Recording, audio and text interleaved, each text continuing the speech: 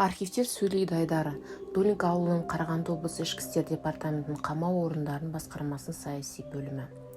Ішкі істер халық комиссариатының ГУЛАГ саяси бөлім директивалық нұсқасы бойынша 1939 жылы ішкі істер халық комиссариатының Карлаг бөлім бастығы, ішкі істер халық комиссариатының Карлаг саяси бөлімінің бастығы.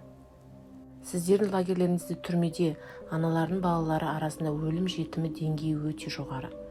Балалардың жалпы санынан 514 лагерде болғаны қыркүйек және қазан айларында 98 адам қайтыс болды. Бұл қазіргі баланың құрамының 18% құрайды. Осы 2 айда қайтыс болғандардың 46-сы пневмониядан қайтыс болды. Бұл барлық өлімнің 50% құрайды. Бенім қабуынан болатын өлім жетім медициналық жұмыстың өте қанағаттандырғысыз ұйымдастырушылығымен, уақытылы ауруханаға жатқызуымен және балалар бақшасында профилактикалық жұмыстарын ұсқынсыз ұйымдастырушылығымен түсіндіріледі. Соның салдарынан өкпенің кейінгі асқынулармен бірге суық тиюдің көп саны пайда болды. Ұсынамыз, балалар арасында жаппай суық тиюге әкелетін сәттерді дереу жою.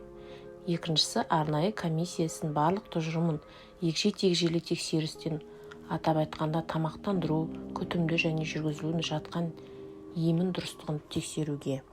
Үшіншісі, нәтижелерді егжей-тегжей арнайы бақылаңыз. 10 күнде мерзімде баяндалсын.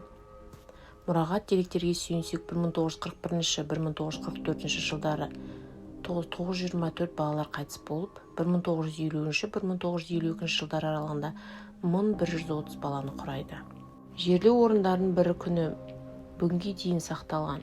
Ол Долинка кентінің шетінде орналасқан Маменчкино кладбище, Маменчкино зираты жерінде орналасқан.